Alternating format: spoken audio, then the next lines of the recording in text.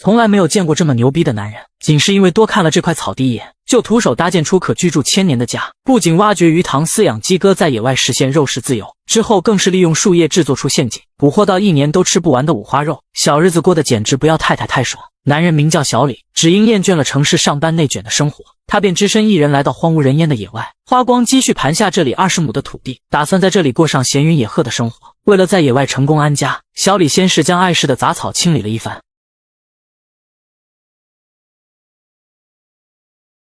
等清理出足够的面积之后，小李就急忙开始了庇护所的搭建。只见他先在收集来的原木上开出榫槽，而后使用在家带来的铁钉进行固定，以此来组装出庇护所的主体框架。对于其他人来说，这项工作可能有些辛苦，但作为今年刚20的年迈小伙，不到1上午的时间，小李就已经将新家的主体框架搭建完成。考虑当地的天气温和多雨，因此屋顶他打算设计成中分结构，只需在两侧固定好屋顶的斜撑，并在中间装上一根粗壮的横梁，就能顺利解决屋顶框架的安装。为了在接下来的搭建中如履平地，小李又顺势在底部装上地板的龙骨。由于当地的天气异常潮湿，只有让地板与地面隔绝一些距离，才能避免地面的潮气进入室内。等做完了庇护所主体框架的搭建，接下来就能开始地板的铺设。因为早就为这天做足了准备，小李已经提前准备好了新家的实木地板，现在只需将地板一块块紧密排列，衔接处再使用铁锤进行加固。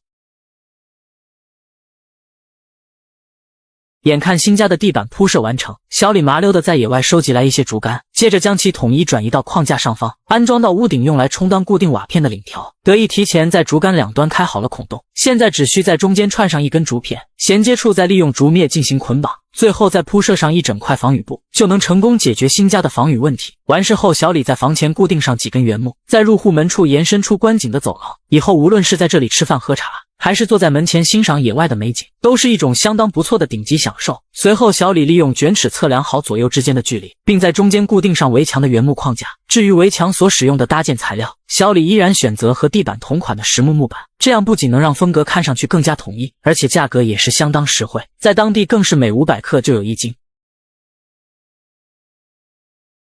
由于现在还没打造出生活做饭的灶台，小李只能煮上一碗泡面补充体力。短暂的休息之后，为了能看清新家附近的大致轮廓，只见他又将之前处理好的杂草统一焚烧。由于处于边缘山区无人看管，导致四周的杂草长得异常茂盛，因此单单只是清理的工作都足足耗费了他1星期的时间。但好在清理过程中得到的草木灰还能成为以后种植蔬菜的肥料。随后，小李在远处收集来几根原木，并使用铁钉进行合理拼接，将其制作成楼梯的支撑立柱。等给新家的阶梯装好台面，现在就能按照和之前一样的方法，使用木板继续铺设庇护所的围墙。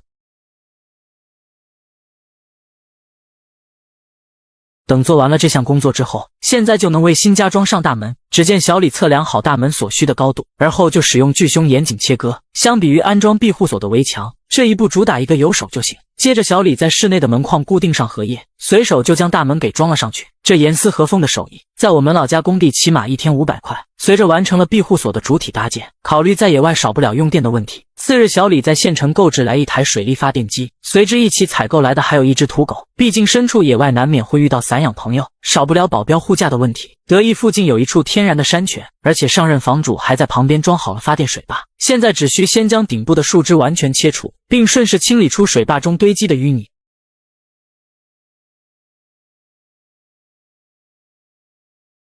而后就能开始发电机的安装工作。为了将附近的资源利用到极致，只见小李先是挖出河道中堆积的石块，而后将其堆砌到坝体两旁，只有让中间的水流达到一定高度，才能让发电机的功率利用到极致。接着小李用竹竿制作了一个简易的竹排，防止水流中的杂物导致发电机损坏。等做完了基础的准备工作，小李就麻溜地开始了电机的安装。得意整个设备只有火线和零线，现在只需将线路牢牢相连，电炮也能够随之成功点亮。等测试完发电机的整体效果，小李也急忙开始了线路的梳理。只见他沿着一旁的小路一路悬挂，一直将其延伸到新家室内。随着在为期装上插排以及灯具之后，小李的新家也成功进入到电气时代。眼看天色渐渐暗了下来，于是小李在新家逗了一会儿土狗，而后就安详地睡了过去。等到第二天一觉醒来，考虑在野外少不了生火做饭的问题，于是小李在远处收集来大量石块，打算堆砌出一个生火做饭的壁炉。但由于庇护所整体都是木质结构，因此在灶台正式安装之前，还需利用泉水搭配土壤，调制出大量野外版的混凝土。只有在底部安排上防火的隔热层，才能避免新家有失火的风险。等做完了基础的防火工作，现在就能取来之前收集的石块，沿着刚才在底部搭建好的隔热层，一层层向上堆砌。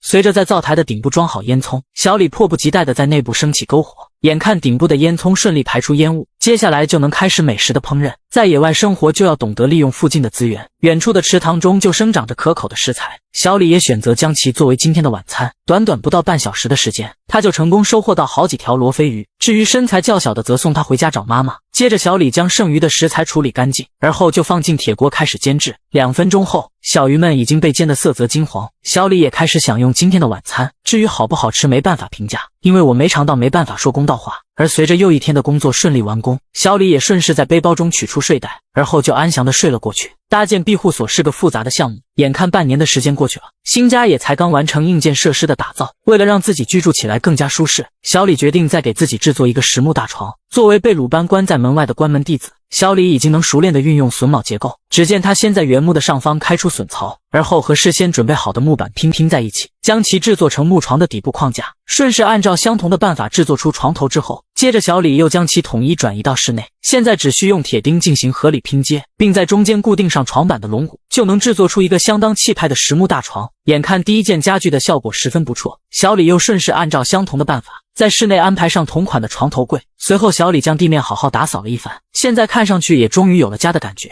随着搭建的庇护所顺利竣工，考虑在野外少不了自由飞翔的问题，因此还需再搭建出一个洗手间。而想到这里将要成为永久居住的家，因此光是挖出的基坑都有小孩深。随后小李先是在一旁收集来一些石块，接着又调配来大量粘土，打算用来搭建卫生间的框架底座。这些石块的形状没有规则，十分考验搭建人的手艺，但凡是讲究个熟能生巧。得以有了近些天的野外经验，不到1上午的时间，他就已经将洗手间的底座搭建完成。而想到接下来少不了原木的处理，于是小李又利用树枝搭配木板，3两下拼接出一个趁手的操作台。眼看有了趁手的装备，接下来就能制作卫生间的木质框架。只见小李将原木的表面统一打磨平整，接着在衔接处开出互补的卡槽，现在只需在边缘处打入铁钉，就能打造出相当结实的框架底座。随后小李在四周安排上屋顶的立柱，而后又在顶部固定上屋顶的横梁，等搭建出卫生间的主体框架，现在就能开始地板的铺设工作。至于为什么要在中间预留出一个洞口，相信不用我解说你也应该知道。突然一片乌云密布，小李急忙用雨布将卫生间覆盖起来，果然没一小会儿，天空就下起了瓢泼大雨。随后小李在庇护所短暂休息了一会儿，等到雨停之后，他就继续投入到了洗手间的搭建。作为人一天中最脆弱的时刻，搭建卫生间自然少不了坚实的墙板。得益在野外有无限量的木板供应，也让小李可以肆无忌惮地向上搭建。随着将四周的墙板密封完成，也预示着到了马桶的安装环节。只见小李先将木板拼接出合适长度，而后利用铁钉固定到围墙四周。现在只要测量出如厕时所需的孔洞，就能打造出坚硬且不舒适的马桶。等完成了卫生间主要设施的打造，接下来就能按照之前的办法，将卫生间的天花板整体密封。随着卫生间的主体搭建完成，小李又顺势为其制作出庇护所同款大门，唯一不同的是要安装上更加结实的铰链，这样才能防止如厕时狗子夺门而入。截止到目前为止，小李已经成功在野外度过1年时间。尽管周围的生存环境十分恶劣，但好在他有一颗远离打工内卷的决心，一直支撑着他野外生活的信念。为了解决在野外吃饭用餐的问题，小李打算在旁边开垦出几块良田。只见他先将碍事的杂草清理干净，而后将地面的石块堆砌在一起，从而搭建出菜园一圈的围墙。为了在野外实现真正的自给自足，接下来的2周半时间，小李就这样一直不断地沿着边缘堆砌。等确定出合适的面积之后，他就开始了地面的翻土工作。经过挖掘后的土壤，不仅可以促进蔬菜的根系生长，而且还能有效消灭内部的害虫，从而让种植的蔬菜达到更高的产量。至于两侧剩余较小的面积，他选择将其打造成几块梯田。等开垦出足够的面积之后，小李也顺势在地面撒上希望的种子，相信要不了多久，他就能吃上亲手种植的有机蔬菜。次日清晨，小李在旁边重新开垦出一片空地，并在内部种植上土豆以及大蒜。在他每天呵护体贴的照料之下，之前种下的种子很快就长出了果实。想到马上就能过上自给自足的生活，小李就迫不及待地在壁炉中升起篝火，打算先将上次采购来的腊肠进行烹饪。随着灶台边渐渐传来美食的香味，小李也开始享用今天的第一顿美食，享受美食的愉悦洋溢在他的脸上，每一口咀嚼都仿佛在品味生活的美好。羡慕妒忌的我呆坐在屏幕面前，每一眼都是小李带给我的眼红与心酸。这样令人羡慕的生活，谁看了不想给他找个班上呢？等到又一天一觉醒来，为了真正在野外过上自给自足的生活，隔天小李在市场采购来几只鸡鸽，并使用剩余的木板给他们搭好了鸡棚。等安顿好鸡鸽之后，只见小李又将目光瞄向了一旁的水池，作为自己家土地上的财产，当然要将每一片空间都利用到极致。于是他先在四周收集来几块较大的岩石，打算用来打造一个饲养小鱼的池塘。好在河道中就有取之不尽的石块，也让小李省去了搜寻建材的麻烦。只不过要想防止小鱼从缝隙中溜走，搭建好的围墙还需铺设上一层塑料膜。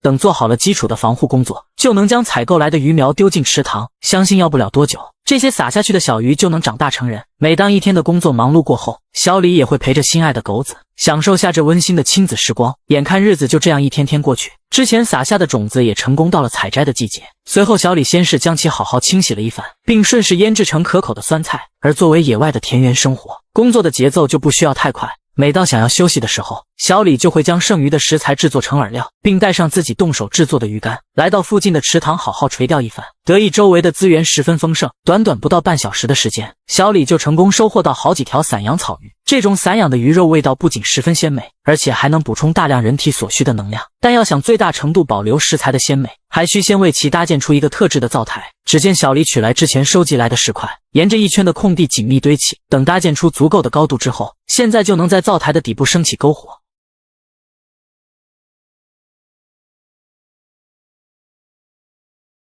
并顺势将腌制好的小鱼进行熏制。由于在野外没有冰箱可以存放食物，只有通过这样处理后的食材，才能最大程度延长食物存放的时间。等空气中飘出烤制完成的香味，现在就可以拿来直接喂狗。